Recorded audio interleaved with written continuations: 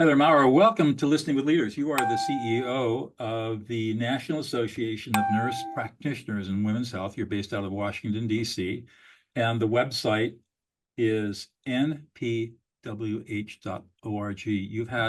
I interviewed you on Authority Magazine. I'm so glad we could connect here on the podcast. Welcome. Thank you, Doug. So nice to be here. Nice to meet you.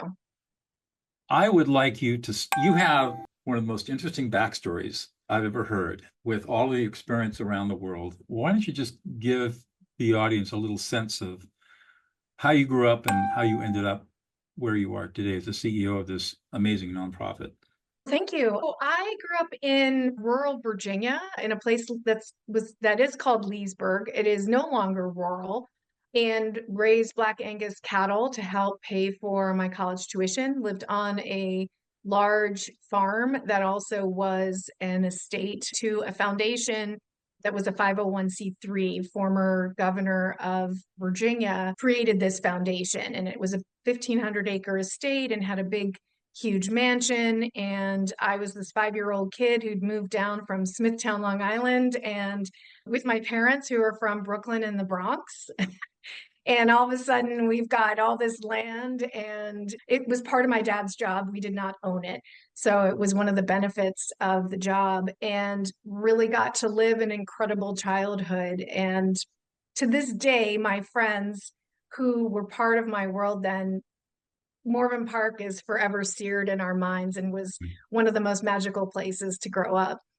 I studied journalism in undergrad and decided that I wanted to travel. And at the time, the job market wasn't so great, didn't really know how to break into places. So I became a flight attendant and flew for United Express starting out. And then there was an opportunity to fly with a new company called US Africa that was launched just as apartheid was ending. President Mandela was coming in. And so it was a really special time to be in South Africa. And unfortunately, the company went bankrupt. So then I moved to another airline, and I worked for Saudia Airlines under a United States company, but we flew with Saudia's colors on our plane, but still had the N number on the tail. And lived in the Middle East as a veiled woman. And in the 90s, mid 90s, it's pretty conservative and strict in Saudi Arabia. It's since changed a lot. However, I wasn't there to experience that. And then traveled throughout the Middle East. Eventually came into nonprofit, left nonprofit, went into private sector, and then came out of private sector back into nonprofit. Wow. And you've been in your current role since just right around the time the pandemic started. Yeah, I started 3 weeks after the pandemic was declared. I actually started a week earlier because of the PPP loans that were going to be available for C3s. I needed to get started on the application process. So I left one job on a Friday and I started another job on the Monday. I had no decompression. They didn't even have a computer for me yet because they thought they were going to have another week, and they were scrambling. So I used my Gmail account for a little bit till we got me set up and focused on getting that PPP loan together. So tell us a little bit about the organization that you run. Sure. So the National Association of Nurse Practitioners in Women's Health is the national organization, professional organization for the certified women's health nurse practitioner.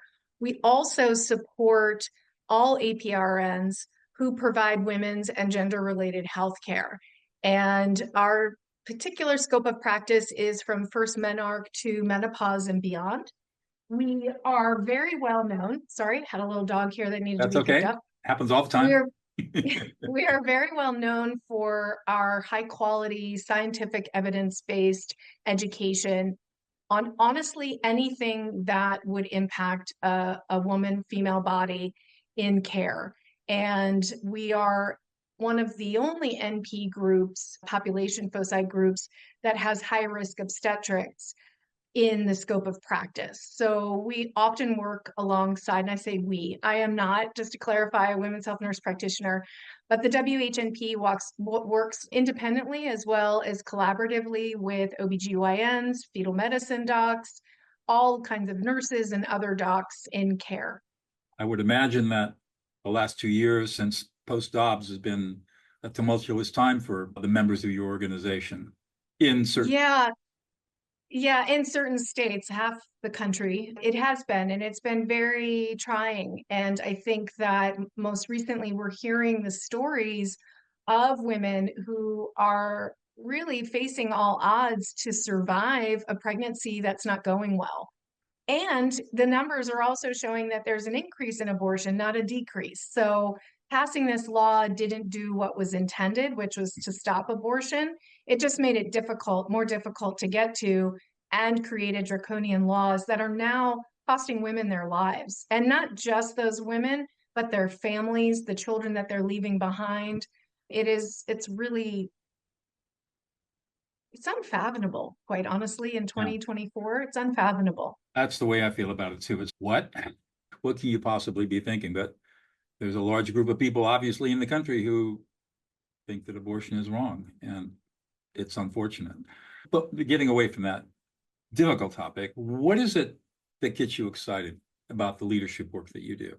So this last week has been really interesting because I'm thinking about the new administration and what challenges that's going to bring to our work and how are we going to still. So I have this philosophy where I believe in looking for the yes.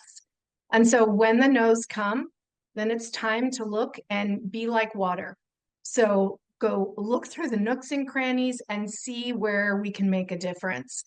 We are looking at exploring right now an opportunity where we might be able to ensure quality safety for prenatal vitamins. That's exciting. And that's something that I think one would hope that we can all agree on.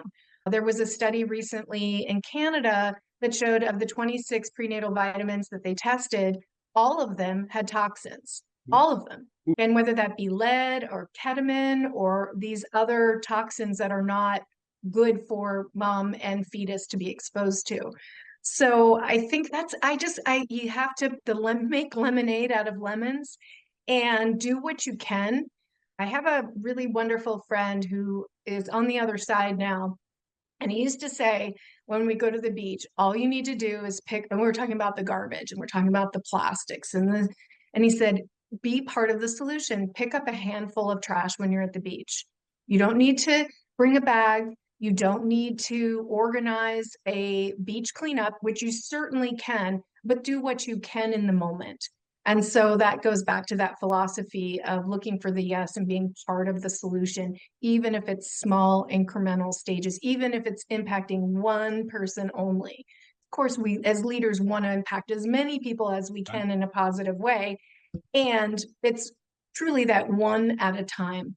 How do you evolve into a leader? You were obviously came out of school, you were a flight attendant for a while, and then you got into marketing. I know you were a marketing director for some law firms for a while, pretty interesting, or you were at least in the marketing departments. And then you evolve into this leadership work. How did you grow into that? Really good question. And I think it's a certain level. I have always been told I was, and I'm going to use the new term assertive, ever since I was a little kid. I was outspoken. I was the person that spoke up. Not initially, I was bullied as a kid, and I eventually stood up to my bully. And when I stood up to my bully, I felt this great sense of empowerment, as well as a level of commitment to make sure that anybody else who was being bullied would have me as a support person and me to step in and say, hey, cut it out. And so there was this level of commitment. I will say I was in fourth grade. The woman's name is Sarah Smith. Interestingly enough, I got to talk to her in my mid 20s, and I went right up to her and said, you were horrible to me. And she knew, and she was making amends with all the people that she had hurt.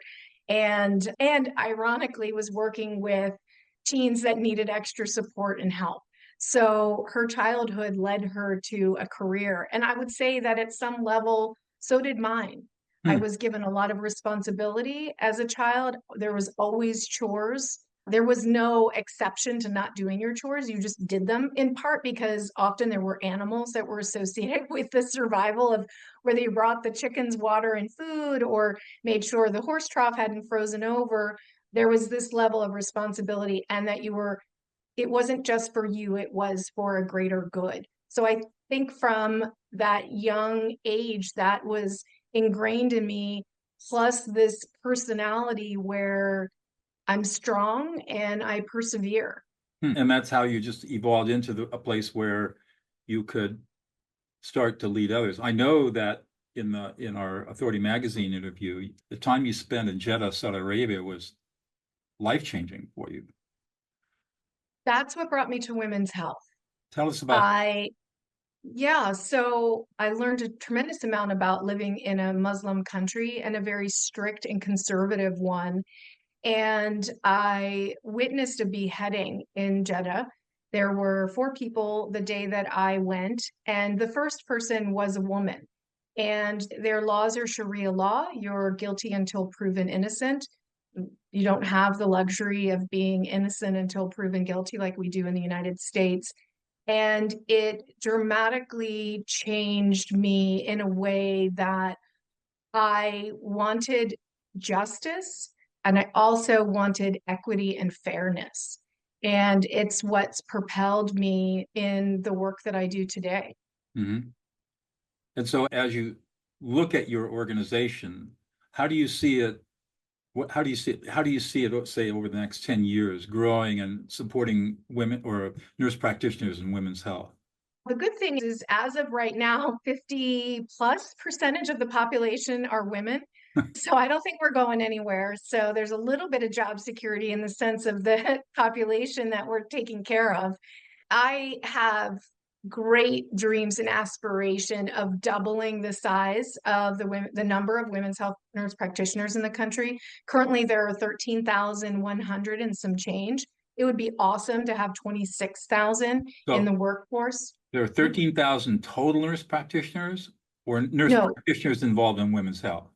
so the women's health nurse practitioner specialty, there are Uh, 13,000. There are, I believe, I think the number is 245 to 300,000 NPs in the country. Don't quote me on that, but I'm pretty sure it's in that range. And there's 5 population foci specialties. got And it. so we are one of those specialties in women's health. We were founded by Planned Parenthood NPs who wanted to further the education for NPs that would be taking care of women and wanting to specialize in that care. For those that don't know, what's the difference between a regular registered nurse and a nurse practitioner? So an RN is not an advanced degree. So advanced practice registered nurses they have a master's or a doctorate degree. The RN is in essence like an undergraduate 4-year degree. I got And it. so the NP has, depending on the state, full practice authority, prescriptive authority, and in some states can practice autonomously, meaning no doctor oversight. They can open up their own practice. Hmm. And what they're doing is providing a need for healthcare, especially where could be an MD desert or a Correct. that's And that as availability we for medical practice. as we know, that is there are maternal health care deserts across the Oh, country. yes. There are primary care health deserts. And we know through over 50 studies that the nurse practitioner offers high quality care. That it's out there. It's just a matter of investing and producing more, and especially of the specialty NP groups. It's critical to ensuring better outcomes. And our country right now needs a lot of help when it comes to healthcare and the cost of educating an advanced practice registered nurse versus an MD. And I'm not saying we don't need MDs because we need those too, and we need surgeons and we need specialists in the medical world. But the cost of and the time and the length of time, we need to be investing in NPs to take a lot of I don't want to say take, provide and give greater support to the medical community at Mhm. large.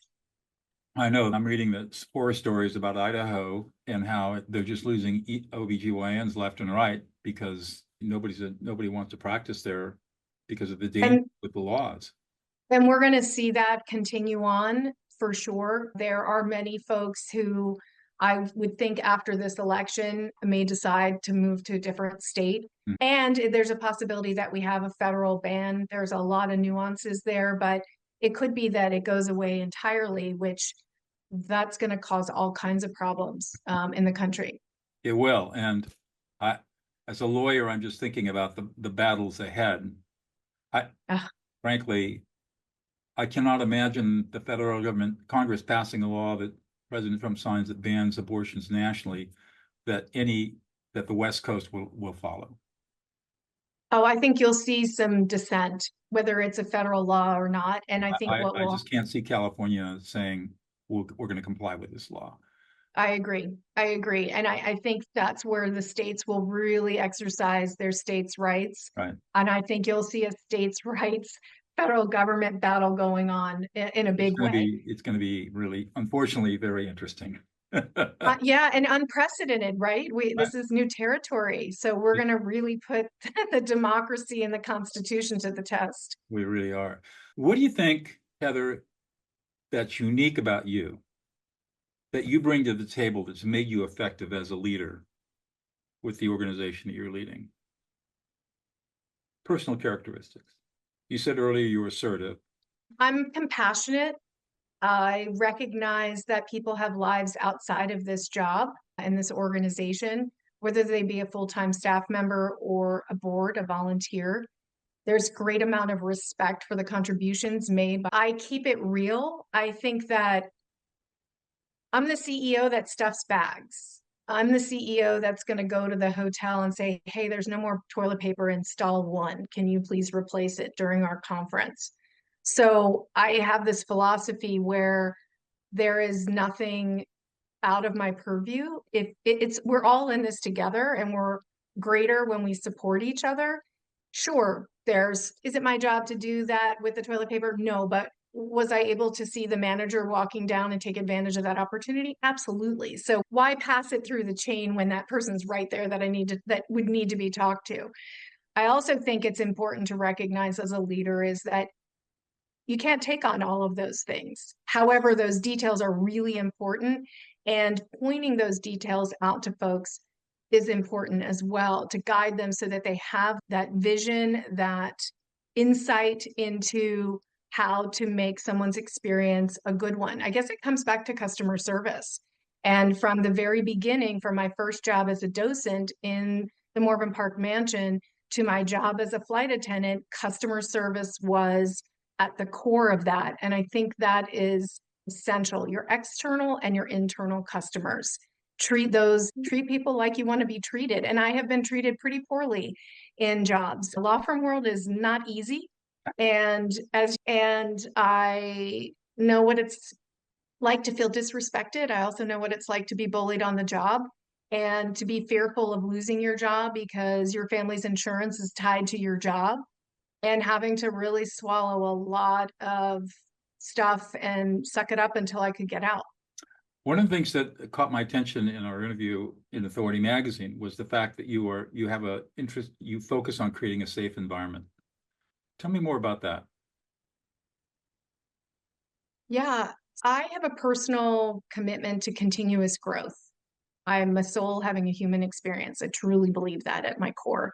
And I want to grow, whether that be mentally, spiritually, hopefully not too much physically, and become a better person and make a contribution to the world, however small or large. And I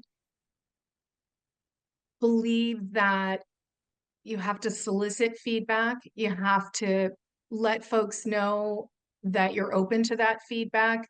And I always say to our small staff, if there's something that needs to be changed, if you don't tell me, I cannot make changes. And then you're just wasting your time talking about it behind the scenes and nothing gets changed. Buck up. We're all adults here. Be constructive in your feedback and let me know so that I can bring about change. And then taking that feedback and saying, hey, folks, I heard this. I heard that this was bothersome. I've thought about this. This is how we can change. This is how, for example, there were folks that were upset because I said my team instead of the team, as if it was ownership. And certainly was not my intent at all. I think of my team as family, work family. There's different boundaries and but we care about each other. And that wasn't received well. So I changed it. I heard that and I changed. I just said, okay, now it's the team. the NPWH team, our staff, that sort of thing. So again, if somebody doesn't tell you what's bothering them, there's no way to bring about change. So creating that safe space, no retaliation. Retaliation, my goodness. And we know that there are folks out there that retaliate and horribly. That's what does that solve? And then are you really accomplishing your mission and your strategic plan by creating this environment where people are fearful and it's negative and toxic? No. And think about how much more you could do with a little bit of love and kindness and compassion and understanding. Absolutely.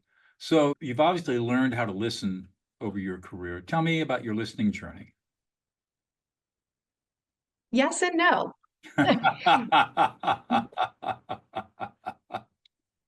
If I'm honest with you, not always. However, this year and moving forward, listening it's actually a focus. It's my number one personal goal is be a better listener and really hear what people are saying. I'm not leap to solution. I'm solution oriented.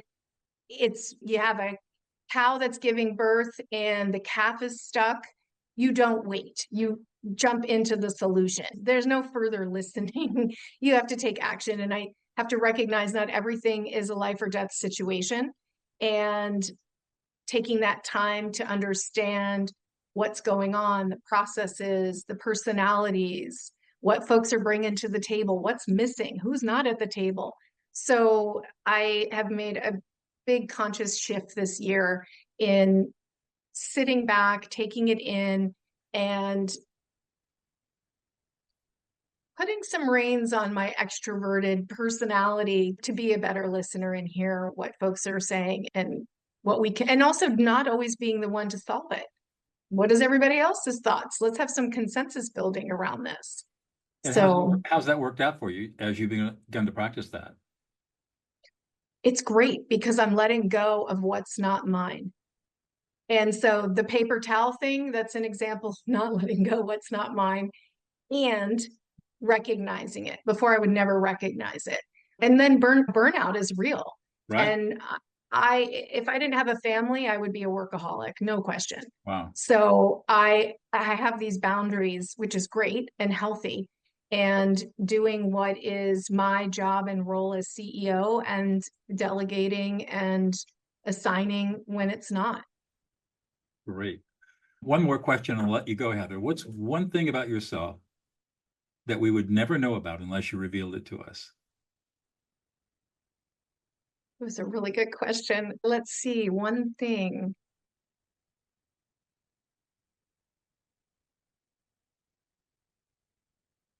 One thing that I want to admit too, right? I think of a lot of things.